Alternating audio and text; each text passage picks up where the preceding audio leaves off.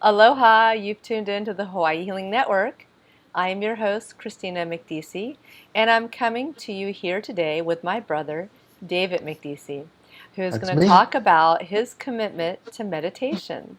So, Dave, I know I that we were talking earlier and you had to leave to do your meditation. Tell us about why you do your meditation, where you do your meditation, and what benefits it does for you.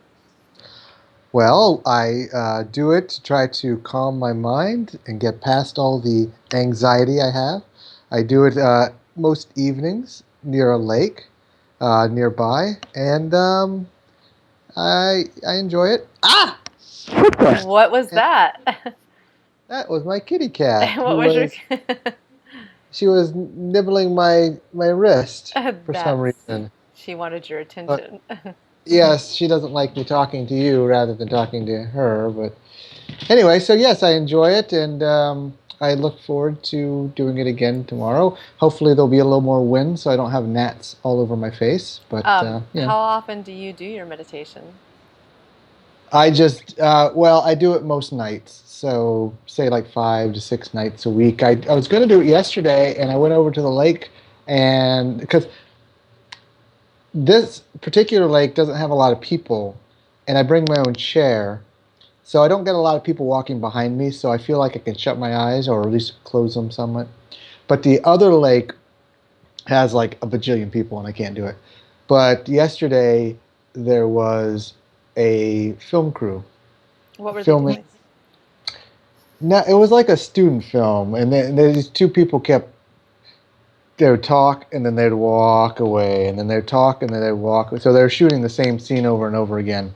I assume they got it because they weren't there tonight. But so obviously I couldn't go sit there. Do you But do any kind of sound like ah, om, hu when you meditate? no, I have done that, but I am outside. A B. I mostly just put on ambient music and you know And so what just technique do you use to keep your mind quiet? I just do the breathing.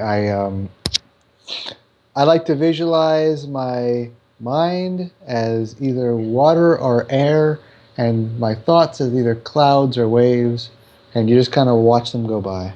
Nice. And that works beneficially for you? Yeah, most of the time. And so how many I mean, years have you been doing this? um, consistent. Well, on and off since college, so 20 some odd years. But I get in and out of it. So I've been doing it again for maybe a month. And here's an interesting story about my brother. I had met Wayne Dyer when I lived in Hawaii. I didn't know who he was. I sat him down. I was a hostess at Roy's Nicolina. He was there with his partner and Deepak Chopra with his wife. And everyone was just buzzing around. They're so excited that Wayne Dyer and Deepak Chopra had come in. I had no idea who they were. And then I guess years later, my brother introduced me to Wayne Dyer's Ah meditation. Remember that, Dave? I started doing that almost daily, and then we went to see. Were you with us when we went to the I Can Do It in Florida? And I gave Wayne Dyer a painting, and I'll try to put that picture up of the painting that I gave him. And it was because his book he wrote about the butterfly that stayed with him when he was on his walk in Maui, and how it stayed on his finger the whole time. And so the Ah meditation for me is a good way to get my mind out of the meditation. You can do like David suggested with the waves and the water, and that's an excellent way if you don't feel like making noise. What would you say are the differences after you do your meditation? What is different about maybe the way you go about your life? Well, mostly it's just kind of to relax myself and stop worrying as much. That's where it helps a lot. Usually after you've meditated, you kind of much more mellow and kind of lets you let go of all the problems you've had for the day. So that's kind of what I do it for. If you've ever had hypnosis, you kind of get a similar feeling if you once you meditated for a little while. It's kind of that going into alpha state kind of feeling. So. And by the way, my brother is in Florida and I am in Hawaii, and so it's nice that we have the Skype options to do calls.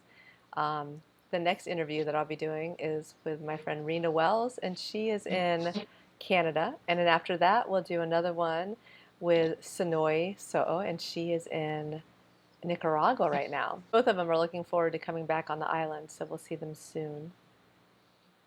Were those the two that were in your earlier video or no?